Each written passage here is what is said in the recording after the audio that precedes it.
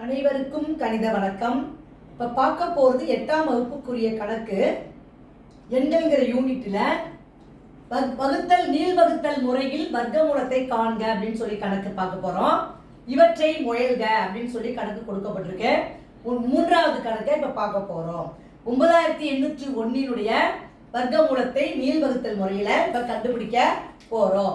9801 first நம்பரை நான் என்ன பண்ணுறேன், இந்த மாதிரி எழுதிக்கிறேன்.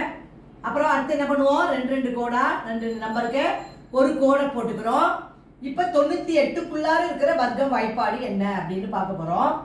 பார்த்தீங்கன்னா 9981 9981. இப்போ பாருங்க, 8ல் 1 போனால் 7, 9 8 போனால் 1. அடுத்து என்ன செய்ய போகிறோம், இந்த 0 1 இருக்குது பார்த்தீங்களா, அதை இறக்கி கீழே போட்டுக்கிறோம். 9 கூட்டி இங்கே 18ன்னு போட்டுக்கிறேன். 18ஓட எந்த நம்பரை போட்டு பெருக்கினால் அதே நம்பரால் இங்கே இந்த நம்பர் வரும் அப்படிங்கிறத பார்க்க போகிறோம். இங்கே 1ல் முடிஞ்சிருக்கு, 1ஆம் இலக்கம். அப்போ என்ன நம்பர்லாம் போடலாம் அப்படின்னு பார்த்தீங்கன்னா 9 மட்டும்தான் போடலாம். 9 அப்போ 9 போட்டு அதே 9ஆல் நான் பெருக்கி பார்க்குறேன்.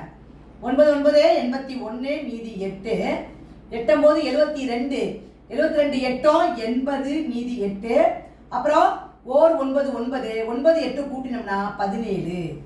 அப்போ கரெக்டாக 9ங்கிற நம்பரை போட்டு நம்ம பெருக்கினால் வரக்கூடிய விடை 1701. என்ன பண்ணியிருக்கேன், 9 இங்கே மேலேயும் போட்டுக்கணும், இங்கேயும் அந்த 9 போட்டுக்கிறோம். இப்போ போட்டு நம்பரை எடுத்து எழுதி 0. அப்போ கழிச்சோம்னா வரக்கூடிய விடை 0. அப்போ இந்த கணக்கை பொறுத்த வரைக்கும் 9801க்கு வர்க்கமூலம் நீள்வகுத்தல் முறையில் கண்டுபிடிச்சிருக்கிறோம். வரக்கூடிய விடை என்னது, 99. therefore 9801 வர்க்கமூலம் ஈக்குவல் டு 99. நீள்வகுத்தல் முறையில் வர்க்கமூலத்தை கண்டுபிடிச்சிருக்கிறோம். வரக்கூடிய விடை 99. புரிச்சுங்களா?